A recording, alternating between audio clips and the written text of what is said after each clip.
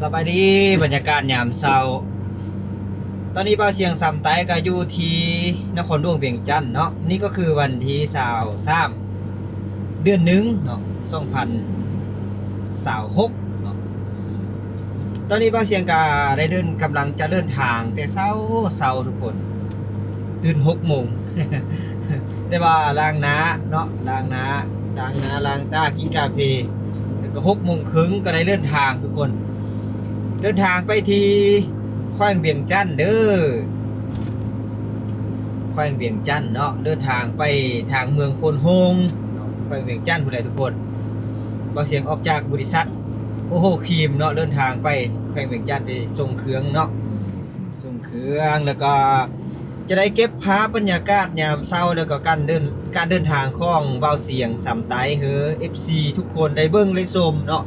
แล้วก็จะได้เห็นบรรยากาศที่สวยสดงดงามแล้วก็บรรยากาศในการเดินทางสินะหลายคนได้เบิ่งได้ชมไปพร้อมๆกันเลยทุกคนแล้วก็อย่าลืมเนาะกดติดตามเพื่อบ่าวเสียงแด้เป็นการสนับสนุนการเดินทางของบ่าวเสียงสำไต้ก็คือแบบนี้เนาะบ่าวเสียงสำไต้ก็จะถ่ายวิถีชีวิตเรื่องการเดินทางของบ่าวเสียงให้ทุกคนได้เบิ่งได้ชมเนาะเอาติดตามชมกันไปเลยตอนนี้ก็เดินทางที่เส้นทาง450ปีเด้อเส้นทาง450ปีนี่เป็นเส้นทางงามเด้เส้นทางงามแล้วก็บ่เป้บ่เพบ่แตกอีกได้นี่ช่วงนี้เป็นช่วงที่เขาเจ้าปรับปรุงหรือว่าซ้อมแป้งคืนนะก็เฮ็ดให้เส้นทางงามเนาะ อยู่นครหลวงเวียงจันทน์นี่เส้นทางแต่ละจุดแต่ละบ่อนี่ก็สูระยะแรงนี่นะเขาเจ้าก็ซ้อมแป้งลายได้คือกับเส้นทางที่เข้าบ้านนาเบี้ยนเมืองไซเซท่านี่เพิ่นก็แป้งลายเนาะช่วงระยะฝนนี่โอ้ยบ่อยากจะเบาทุกคนเลยออกมาระยะนี้เพิ่นก็ซ้อมแป้งทางคืนก็เฮ็ดให้เส้นทางที่เคยเป็นบวกเป็นคุ้มหลายจุดหลายแห่งก็เฮ็ดให้สวยสดงดงามขึ้นเนาะเรื่องการสัญจรก็ไขแด้สินะแล้วก็ยังมีพนักงานอนามัยในเส้นทางตามเส้นทางแต่ละจุดแต่ละบ่อนเขาจะอนามัยกวาดเนาะกวาดแฟลอนามัยงามเขตนี้เป็นเขตเศรษฐกิจของเมืองไซเซท่าและทุกคนทางขวามือเขานี่เป็นจุดที่เขาจะมาพัฒนามีโครงการมีต่างประเทศมาลงทุนโรงงานไล่ที่สุดในนครหลวงเวียงจันทน์ก็คือเขตเมืองไซเซท่านครหลวงเวียงจันทน์ทุกคนเนาะมีโอกาสแล้วว่าเสียงจะเลาะถ่ายคลิปทางโรงงานอยู่ทางเมืองไซเซท่านี่FC ได้เบิ่งเนาะ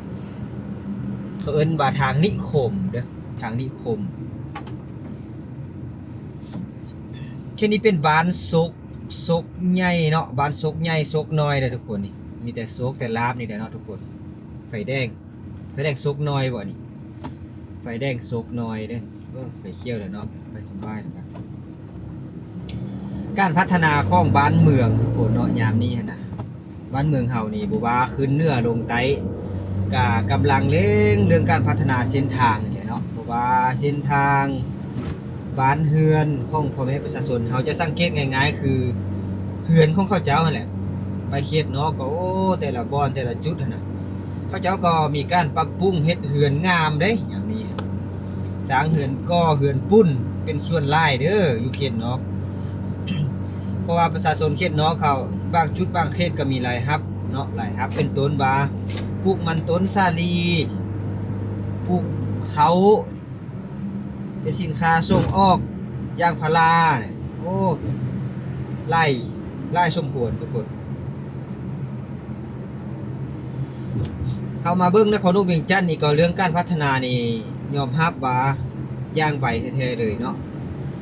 3-4 ปี 4-5 ปีคืนล่างนี่โอ้ยยังเป็นทงนาอยู่ในเขตนี้เป็นป่านะ5-6 ปีคืนล่างนี่เป็นป่าแหละที่เขตนี้นะแต่ยามนี้มาเบิ่งนี่โอ้มีแต่ตึกแต่หานทางซ้ายมือเฮานี่ก็มีสุวรรณีมีปตทอีกเลยทุกคนปตทอยู่ทางนาเฮานี่มีปตทจุดเดิมพัฒนาจุดเดิมก้าวหน้านั่นแม้นจะมีปตทมีสุวรรณีมีห้างค้าหลายอย่างจังซี่เนาะเส้นทาง400ทุกคนขี้ฝุ่นก็บ่เห็นเด้อนี่งามเนาะ เอาแล้วก็จะทายบ้างจุดบ้างเขตเธอทุกคนได้เบิ่งได้ชมเนาะ CSC CSC เนาะเป็นนั่นสาขาเยอะที่เขาเจ้าขายอุปกรณ์ก่อสร้างเนาะหรือว่าเครื่องครบวงจรทางหน้านี่เด้โอ้เส้นทาง450ปีนี่สุดยอดเลยทุกคนเนาะออกไปซื้อด้านหนองคายเนาะออกไปสู่ประเทศไทยเป็นเส้นทางที่งามแห่งเส้นหนึ่งเนาะของนครหลวงเวียงจันทน์เป็นเส้นทางที่สำคัญที่สุดเส้นนี้เนาะแล้วก็ผ่านไปซื้อเส้นทาง13ไต้เนาะออกไปซื้อเส้นทาง13เหนือก็เดียวซ้ายไปทางนั้นก็เข้าในเมืองเนาะแล้วก็ออกไปซื้อเส้นทางล้วนสำหรับเส้นนี้เนาะแล้วก็บรรยากาศก็ทองพางามเด้อแจ้งเนาะสีขามเด้คนตอนเช้านี่โอ้ทางนี้เขาเจ้ากำลังนี่เกี่ยมปรับปรุงเลยได้นี่ผมมีโครงการอย่างใดๆนี่ทางขวามือเขาถมดินเรียบร้อยแล้วนี่อ๋องามเดินกว้างอีดีเว้ยวัสดุยังต่างๆเพิ่นมาตั้งอยู่แถวนี้นี่ก็ลาววัสดุเป็นหานเยอะโอ้กำลังนี่กำลังปลูกสร้างอีกเลยนี่เส้นนี้สำคัญที่สุดอยู่ในนครหลวงเวียงจันทน์เนาะสำหรับเส้นทาง450ปีจุดนี้ก็เป็นจุดตลาดลาวเนาะแล้วก็คิวเมย์ไส้ไต้ถ้าอยากเดินทางไปทางภาคใต้ขี่รถเมล์รถบัสแล้วก็ทีนี้เนาะมาทาง450ปีนี่เนาะขึ้นมานี่สบายแหละทุกคนเนาะเรื่องการเดินทางขึ้นตอนเดินทางออกจากนครหลวงนี่ 7-8 โมงแรงนี่ไปฮอดทางใต้นี่สวรรณเขตปากเซนก็ตอนเช้านี่นอนไปทางก็ซื้อก็งามทุกคนเบาเสียงฮักก็ไปมาได้เนาะถ้าผู้ใดเคยติดตามนี่ก็จะเห็นเนาะเบาเสียงฮักก็เดินทางไปทางใต้มาสู่ระยะก้อนนี่นะ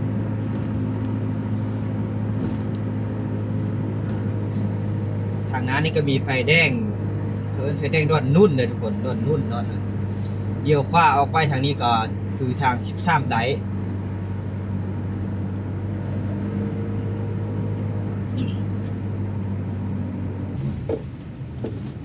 ไฟแดงดอนนุ่นสำหรับเส้นทางรถบัสเนาะรถเมล์บัสนี่เขาเจ้าก็จะจะทอดไล่ถือไล่ทีเลยทุกคนนี่ตอนนี้เขาจะก็มาเต็มเซ็นเซอร์นั่นนี่แหละก็บ่เห็นเขาเจ้าแลนนะตามเบิ่งข้าวนี่เขาเจ้าว่างดบ่จังซี่น่ะโอ้นี่ลงทางภาครัฐเพิ่นลงทุนอย่างมหาศาลได้นี่ สำหรับเส้นทางเส้นนี้เนาะตอนนี้เต็มเส้นกลางเคืองนี่แล้วเนาะเสี่ยงงบ ไล่สมควรเลยว่าซั่นซะบางเสียงก็ยินข้าวไล่สิ่งหลายอย่างอยู่แต่ก็หากว่ามิดไปแล้วสูงเดี๋ยวนี้นี่หั่นน่ะเพราะว่าเขาเจ้าเจ้าท่อนไล่ถือไล่ทีน่ะ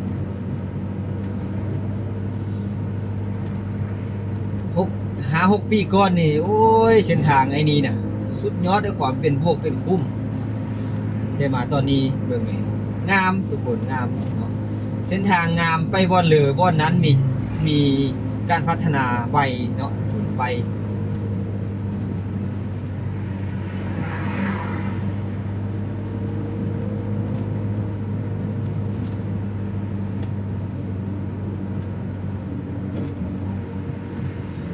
นี่ก็รถก็น้อยแด้เนาะเพราะว่าเขาออกมาแต่เช้าน่ะคันท้า7 โมง 8 โมงโอ้รถติดแด้แถวนี้น่ะรถติดที่สุดเลยแหละเนาะวันนี้ก็เป็นมื้อวันศุกร์เลยเขาออกเดินทางแต่เช้าแล้วก็รถมันก็ยังไขบ่หลายนครหลวงเวียงจันทน์นี่รถนับมือนับเพิ่มขึ้นอย่างไวเลยนะอย่างไวพาเลยนะทุกคนเอ้ยนี่ก็ไฟแดงน้อยที่เขาเจ้าฮักก็มาซื้อเด้อดีเด้อเว้นไฟแดงน้อยแล้วไฟแดงใหญ่ ได้เป็น3แยกเดียวขวาไปแม่นออกไปสู่ทางกันดงโดกนะออกไปสู่อันตลาดเขตเนาะตลาดเขต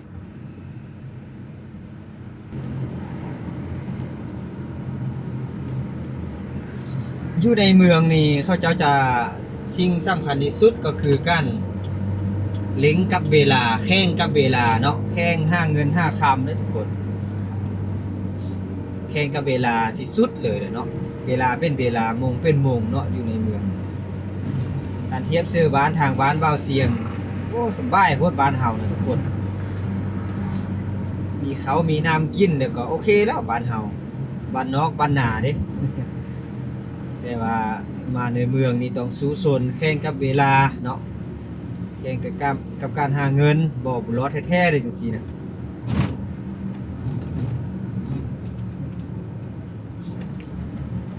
ประตูโค้งมอซอเนาะ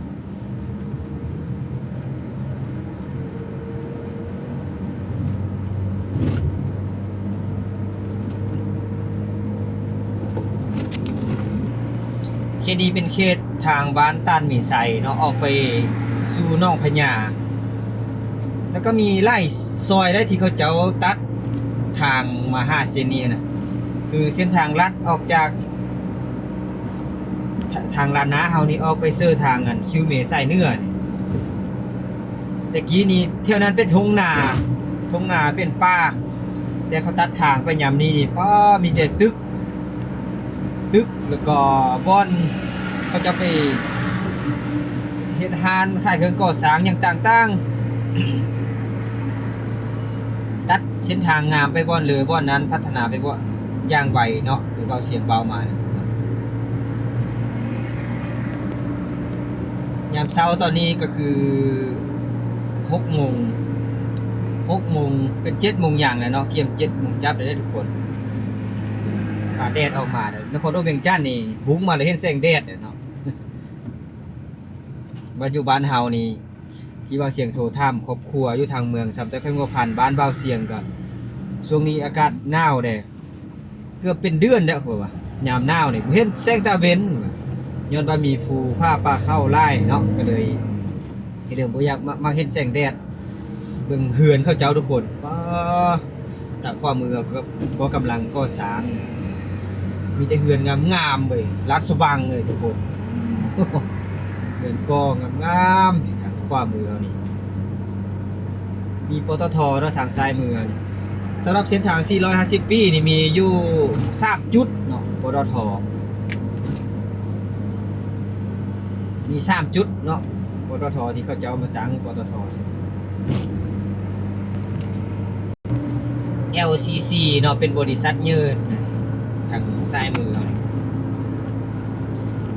บ้านดงเสียงดีจังมือเลยจีไปถ่ายคลิปเฮ้ย FC ให้เบิ่งทางบ้านดงเสียงดีดอกตลาดน้อยน้องพญานี่คือเจ้าว่าตลาดน้อยน้องพญาจักมือเลยว่าเสียงจะมาไข่แจวยามแรงคนหลายตลาดนี่ยามแรงจักมือเลยจะมาไข่แจวป้าบัม คนเขตนี้ก็เป็นคนทางส่วนแรกกับคนมาจากต่างแขวง100% เลยก็ว่าหลายนะทุกคนเนาะมาจากต่างแขวงเมื่ออยู่เขตมาจากสำเนื้อบ่เสียงขว้างบ่มาทำมาค้าขายนี่แหละทุกคนเนาะทำอิฐลื้นเห็นก็มา5 วิธีชอกอยู่หากินในนครหลวงแล้วก็นำเอาเขาเบาครัวมาสิเอาเงินได้ก็ซื้อดินซื้อดอนจังซี่บรรยากาศนี่ก็คือบรรยากาศเส้นทาง450 ปีเด้อทุกคนเด้อว่าเสียงจะท้ายไปที่นี่เนาะเลยหลายคนได้เบิ่งได้ชมเพราะว่ามีการพัฒนาเปลี่ยนแปลงไปนับมือนับก้าวหน้าไปว่าซั่นซะอยู่ในบ้านเมืองเฮานี่นับมือนับขยายตัวไปบ่ว่าทางร้านสินค้าทางด้านการก่อสร้างถนนหนทางนี่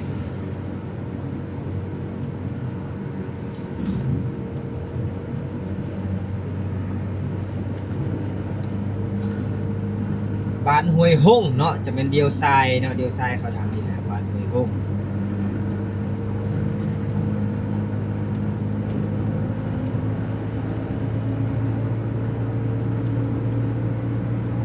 หงหม้อแม่เล็กเดียวทรายทางซ้ายมือ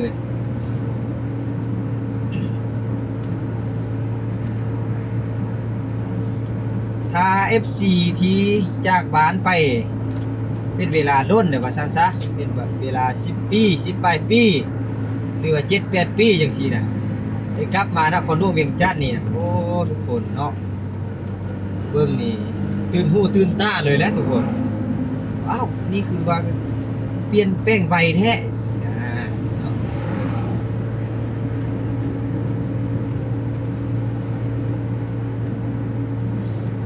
นี่ก็คือทางซ้ายมือเฮานี่ก็คือคิวรถขนส่งเนาะคิวรถขนส่งระหว่างนครหลวงเวียงจันทน์ไปสู่ต่างแขวงได้นี่ซ้ายมือช่วงระยะ2018-19โอ้โหคุ้มหลายสุดคือเขตนี้ทางเขาเจ้ากำลังก่อสร้างส่วนระยะนั้นก็เสียงก็เคยมาตอนนั้นว่าได้มาตอนนี้ทุกคนเอ้ยเขาเจ้าก็อนามัยเนาะทางส่องเข็มทางฟากทางนี่เบิ่งนี่เขาเจ้าแต่ละเฮือนเนาะอนามัยหน้าบ้านของเฟือของมันเด้นี่แหละเขาเจ้าเอิ้นว่าการพัฒนาอย่างไววาที่สุดเลย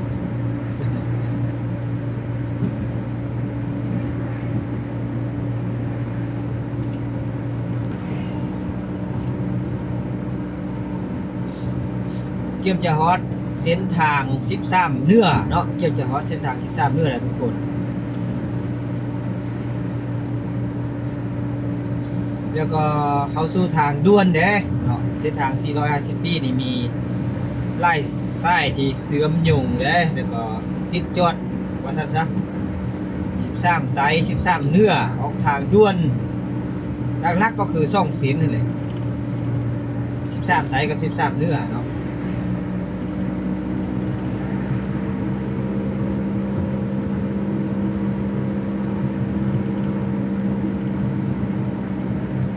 นี่ก็มีปตทเนาะปตท3จุดเนาะสำหรับเส้นทาง410ปีนี้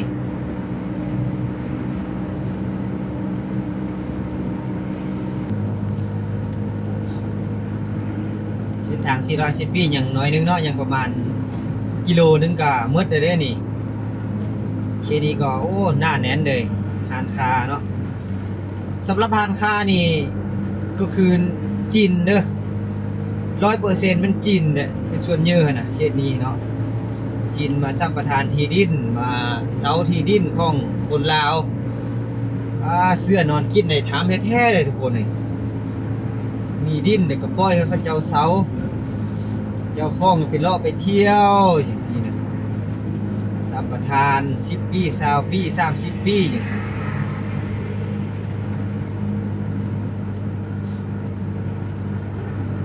ลาวนี่บ่ธรรมดาเด้อทุกคนมีแฟนนี่คนจีน 100% เลยอันนี้เขียนนี่คือเจ้ามาค้ามาค่ายจีนเข้ามาต่างประเทศเข้ามาเนาะมีรายรับประชาชนก็ส่วนเยอะเนาะแล้วก็เขารัฐก็ส่วนเยอะอีกเขาจังว่าเรื่องรูดเอานักท่องเที่ยวแล้วก็การลงทุนต่างประเทศเข้ามาในบ้านเฮาจังซี่นะแล้วไฟแดงโฟนโฮงเดียวขวาทางด่วนไปซื้อซี่ไข่เดียวซ้ายเนาะตอนนี้เราก็จะเดียวขวาเนาะออกไปโฟนโฮงเนาะแล้วก็คลิปนี้บางเสียงก็จะจบเพียงซ้ำนี้ก่อนเนาะนี่ก็คือเส้นทาง450ปีแล้วก็จะถ่ายเป็น EP ต่อไปเนาะ EP ต่อไปก็คือเดินทางแต่เส้นทาง410ปีออกไปทางโฟนโฮงเนาะนั่นก็คือเส้นทาง13เนื้อแล้วก็มาชมนำกันใน EP ต่อไปเอาสำหรับคลิปนี้จบซ้ำนี้ก่อนสบายดีทุกคน